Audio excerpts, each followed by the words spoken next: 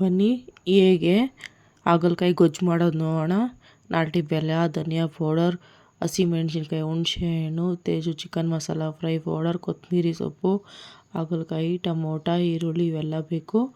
ಈ ಮಸಾಲೆಗಳು ಸೋಂಪು ಜಾಸ್ತಿ, ಜೀರಿಗೆ ಸ್ವಲ್ಪ, ಚಕ್ಕೆ, ಲವಂಗ, ಏಲಕ್ಕಿ, ಒಂದು ಸ್ವಲ್ಪ ಕೊಬ್ಬರಿನ ತುರಿದಿಟ್ಕೊಳ್ಳಿ. ಅನ್ನ, ಚಪಾತಿ, ಮುದ್ದೆಗೂ ತುಂಬ ಚೆನ್ನಾಗಿರುತ್ತೆ. ನೀವು ಒಂದು ಸಲ ಟ್ರೈ ಮಾಡಿ ನೋಡಿ. ಕಟ್ ಮಾಡಿರುವಂಥ ಹಾಗಲಕಾಯಿನ ಒಂದು ಕುಕ್ಕರ್ಗೆ ಹಾಕ್ಕೊಳ್ಳಿ. ಉಪ್ಪು ಹಾಕಿ ಒಂದು 2 ಇಲ್ಲಾಂದರೆ 3 ವಿಸಿಲ್ ಕೂಗಿಸ್ಕೊಳ್ಳಿ.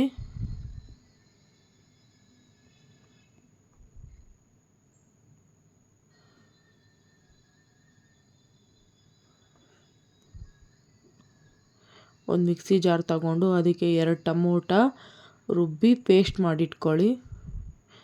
ಈ ಎಲ್ಲ ಮಸಾಲೆಗಳನ್ನೆಲ್ಲ ಹಾಕ್ಕೊಂಡು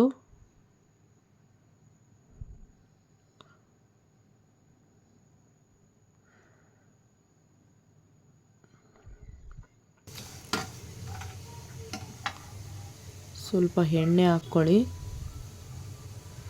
ಒಂದು 5 ಹಸಿಮೆಣಸಿನ್ಕಾಯಿ ಚೆನ್ನಾಗಿ ಎಣ್ಣೆನಲ್ಲಿ ಹಾಗೆ ಫ್ರೈ ಮಾಡ್ಕೊಳ್ಳಿ. ಶುಂಠಿ ಬೆಳ್ಳುಳ್ಳಿ ಪೇಸ್ಟು ಹಾಕಿ 4 ಈರುಳ್ಳಿ ಹಾಕ್ಕೊಳ್ಳಿ. ಸಣ್ಣದಾಗಿ ಕಟ್ ಮಾಡಿರೋ 4 ಈರುಳ್ಳಿನ ಗೋಲ್ಡನ್ ಕಲರ್ ಬರೋವರೆಗೂ ಹಾಗೆ ಫ್ರೈ ಮಾಡ್ಕೊಳ್ಳಿ. ಹಾಗಲಕಾಯಿನ ನೀರು ಬಗ್ಗಿಸಿ ಬೇರೆ ಹಾಗಲಕಾಯಿ ಮಾತ್ರ ಹಾಕ್ಕೊಳ್ಳಿ.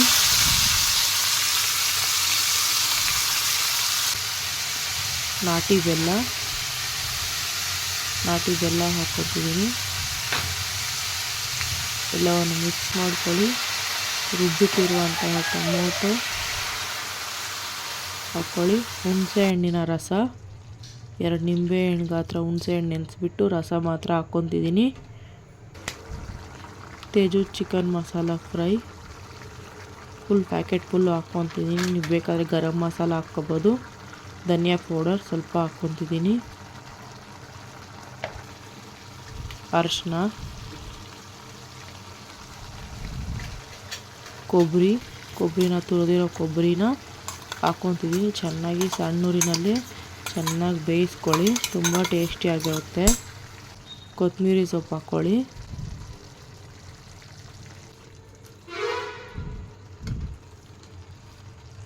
ಇಷ್ಟವಾದರೆ ಲೈಕ್ ಮಾಡಿ, ಕಮೆಂಟ್ ಮಾಡಿ, ಸಬ್ಸ್ಕ್ರೈಬ್ ಮಾಡ್ಕೊಳ್ಳಿ.